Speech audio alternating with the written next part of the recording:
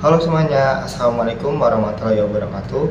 Salam, Om Swastiastu, Namo Buddhaya, salam kebajikan. Sebelumnya perkenalkan, nama saya Fikar Diansa, NIM saya 123106061. Saya dari Universitas Paramadina, Fakultas Ilmu Komunikasi, kelas karyawan Malang. Jadi pada kesempatan kali ini saya akan membahas mengenai dua topik menarik. Yang pertama itu saya akan membahas mengenai brand ternama, yaitu Greenfield, di mana saya akan menganalisis daripada strategi organik yang telah mereka lakukan. Yang kedua, content planning. Dan yang ketiga, saya akan memberikan saran ataupun kritik yang berharap dapat memberikan hal-hal positif, khususnya bagi pengembangan konten selanjutnya. Dan yang kedua, saya akan menganalisis data yang telah diberikan oleh Pak Faris mengenai suatu konten non-organik di sosial media Instagram. Sejangkir lagi. Oke, kita masuk ke Greenfield, di mana kita akan menganalisis dari strategi konten organik mereka. Sebelumnya teman-teman tahu apa itu konten organik? Konten organik adalah pendekatan pemasaran atau suatu konten yang didistribusikan atau dibuat tanpa melakukan pembayaran atau melakukan iklan. Sedangkan konten non-organik adalah konten yang melakukan pembayaran atau pengiklanan atau ads lah, bisa dibilang. Nah, di sini saya akan membahas mengenai konten organik mereka, di mana dari visual dan tone sudah sangat bagus dan konsisten dan berkembang. Yang saya lihat dari konten pertama mereka seperti ini menjadi seperti ini. Mereka sudah sangat bagus karena mengikuti dari nama brand tersebut, Greenfield, lapangan hijau, ada warna hijau dan perbukitan. Yang ini tentu sangat menarik daya visual. Dan yang menurut saya bagus, dimana dia di konten pertama mereka pada tanggal 3 Desember 2018 mereka melakukan konten organik ternyata teman-teman, dimana isi komenannya itu berisi seperti ini: Donelek, membangun citra.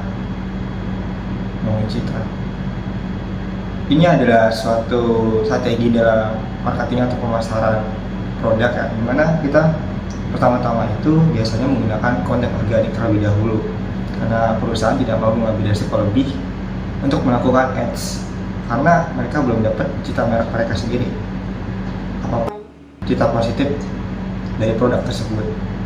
Jadi kalau nggak mau mengambil resiko ya pasti mereka akan menggunakan konten organik terlebih dahulu dengan menggunakan relasi ataupun teman, ataupun contohnya di sini kan ada perusahaan baru yang baru going, dan mereka menaikkan citra merek mereka menggunakan karyawan mereka dengan memberikan bintang 5 ataupun komen-komenan positif.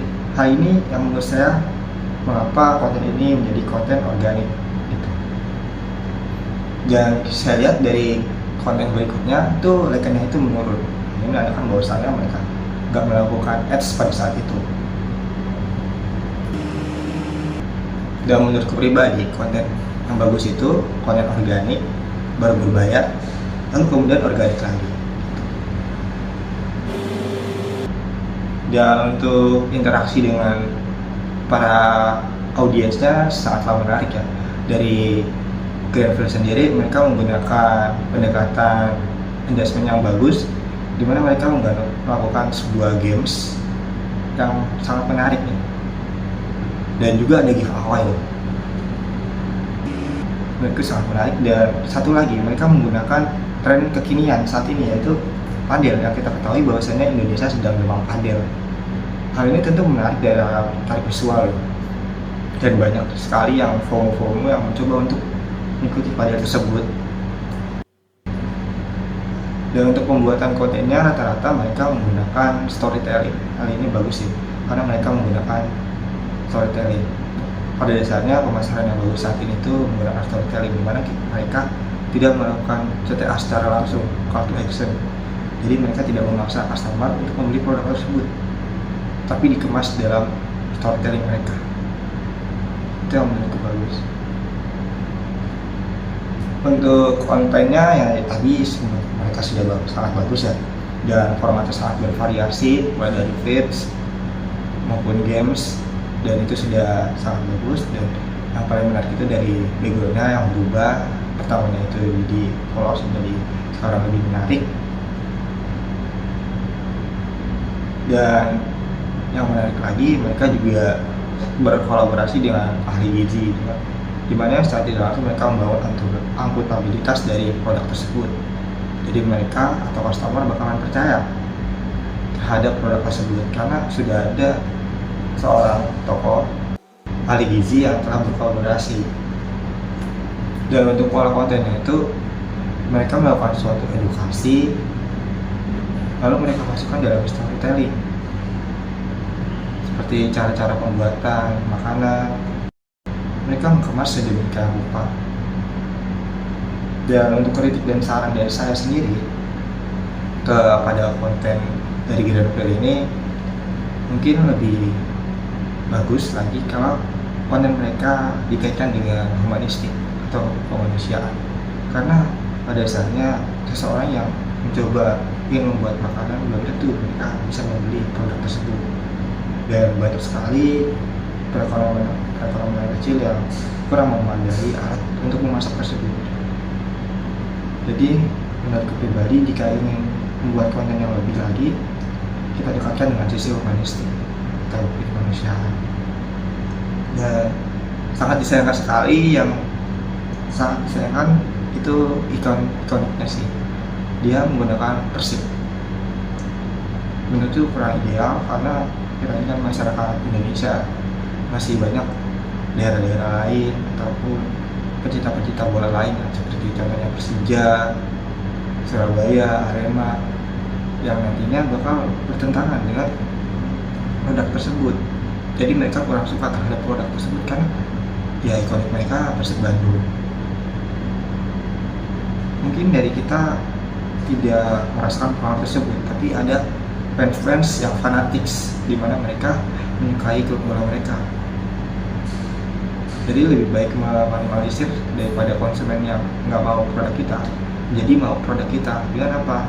Kita bisa menggunakan logo hanya sebaju sepak bolanya saja atau timnas Indonesia yang menandakan cinta tanah air, bukan sebagai ikonik Persib. Itu aja sih menurutku pribadi. Baik, kita masuk ke soal nomor 2 mengenai analisis data dari konten non-organik yang dilakukan di Instagram. Di sini yang melakukan konten non-organik tersebut ada sejangkir lagi. Karena ini berupa data dan statistik, saya harus melihat data tersebut agar lebih konsisten dalam menjelaskan dan tidak salah dalam penyebutan angka. Oh ya, konten non-organik adalah yang tadi konten yang berbayar atau melakukan sebuah iklan yang menggunakan pengeluaran uang agar lebih jangkauannya banyak dan luas. Dari hasil data yang telah dibaca, mereka mendapatkan reach sebanyak 6.785 dengan impresinya ada 8.526. Itu sendiri adalah orang unik atau satu akun yang melihat iklan tersebut. Dengan impression adalah berapa kali iklan tersebut dilihat. Misalnya saya sendiri nih, saya punya satu akun, saya ngeliat mereka 5 kali, maka di sini juga impressionnya akan bakalan nambah. Dan untuk engagementnya mereka atau interaction, post interaction ada 78, dimana ada likes 68, komennya 2, share-nya 6, share-nya 2. Dari sini kita lihat bahwasannya engagement mereka itu kurang, baik itu dari interaksi, dari suka. Yang berarti saran saya terhadap data ini, sejak lagi harus memaksimalkan dalam konten tersebut, baik dari visual ataupun membawa interaksi, melakukan polling, quiz atau games seperti yang dilakukan Greenfield tadi untuk menaikkan engagement mereka. Untuk profil activity-nya sudah lumayan, sebanyak 165, profil visitnya ada 152, yang klik external link steps ada 6, yang follow ada 7. Dari profil activity sudah lumayan bagus ya, sebanyak 165, dan profil visitnya ada 192. Namun di sini external link stopnya itu cuma 6. Nah, berarti cetakan mereka kurang bagus. Untuk followers mereka menambah 7. Cost per profil visitor sekitar 687. Mereka melakukan pengiklan tersebut selama 2 hari. Audiensnya kedai kopi, ya pasti kedai kopi, karena kan ini kan kopi. Untuk top locationnya, kenapa ini kebanyakan di Jakarta sebanyak 99,9% dan Yunannya di 1%. Padahal mereka kan juga melakukan ads. Mungkin mereka di sini merumuskan jangkauan mereka di dalam demografi mereka ini Jakarta. Padahal misalnya kita nge-ads, kita itu bisa kemana aja, bisa ke Bandung, tapi di sini kebanyakan di Jakarta. Mungkin memang target marketing mereka ada di Jakarta kan, belum sampai ke luar kota.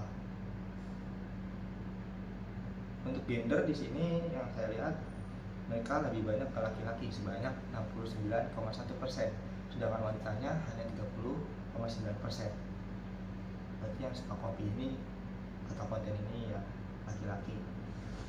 Dan untuk top X-nya atau usia mereka di umur 25 sampai 34, di mana 60,2% itu sudah bagus. Yang sangat kecil itu di umur 35 sampai 44.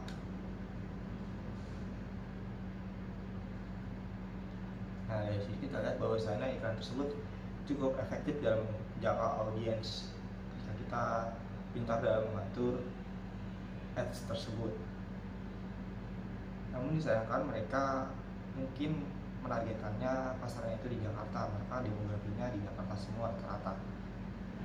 Dari sini yang paling berkesan di adjustmentnya sih, karena interaksi mereka sangatlah dikit dan yang like itu sangat dikit, yang berarti mereka harus lebih meningkatkan konten mereka dari visual ataupun cara penyajian atau pengemasan konten tersebut agar lebih menarik. Karena yang dari saya lihat di sini hanya foto secangkir kopi dan itu kurang menarik. Tidak ada suatu interaksi ataupun games yang bakal menaikkan engagement mereka. Nah, tadi ada 2 pembahasan menarik yang telah kita bahas, teman-teman. Semoga presentasi ini dapat memberikan manfaat terhadap diri kita maupun orang lain. Saya Fikri Ardiansa undur diri. Wassalamualaikum warahmatullahi wabarakatuh. See you, sampai jumpa di lain waktu, and goodbye.